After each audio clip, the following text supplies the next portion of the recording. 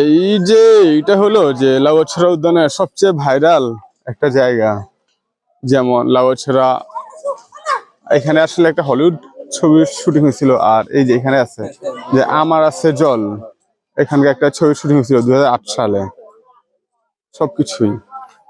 আর ভাই এখানে বানরের মারাত্মক লেভেলের উৎপাত খুব। যারা এখানকার দর্শনার্থী আছে সবাই বেশ উপভোগ করে সবাই।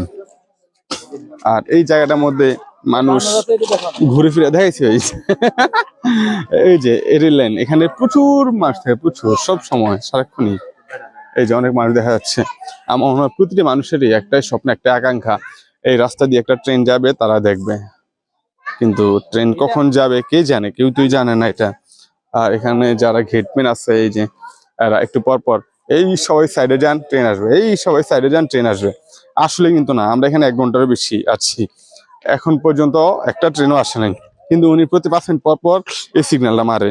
হয়তো বা এটা ওনার দায়িত্ব, ওনাকে এই জন্য রাখা হয়েছে, যেহেতু এখানে অনেক মানুষজন থাকে।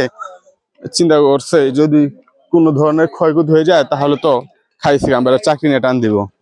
এই জন্যই একটু মানুষকে সতর্ক করে একটু পর পর।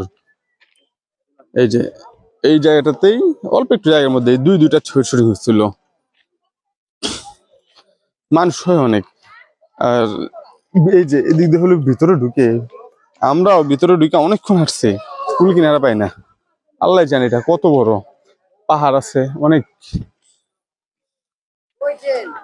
আর এমন অনেক ফল ফলাদি দেখছি।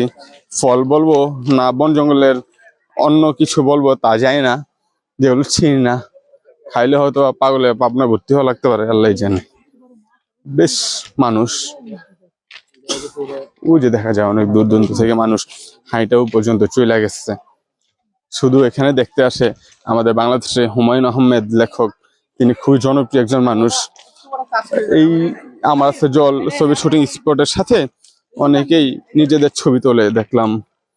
তারপর ওইখানে 1900 খুব সম্ভবত 56 সাল না জানি 58 সালে যে হলিউডে একটা ছবি শুটিং হয়েছিল, সেখানেও দেখলাম যে মানুষজন বেশ উপভোগ করে ছবি তুলতেছিল, বেশ জমজমাট। আসলে ভাই শ্রীমঙ্গল আসলে দেখার মতো অনেক কিছুই আছে। এখানে যদি আপনারা আসেন, ভাষা সেটা কখনোই প্রকাশ করার মতো না।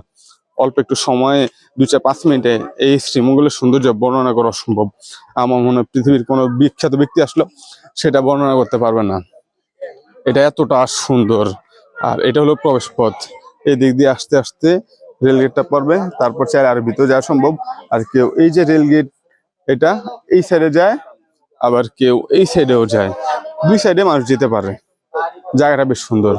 আর বানরের খেলাগুলো সবচেয়ে বেশি উপভোগ করে এখানকার দর্শনার্থী যারা আছে। অনেক আছে কলাকুলো কিনা খাওয়ায় দেখলাম, বেশ সুন্দর একটা জায়গা। আসলে এখানেও 1 ঘন্টা সময় এমনিতে কেটে যাবে যদি আপনি ভিতরে নাও প্রবেশ করেন।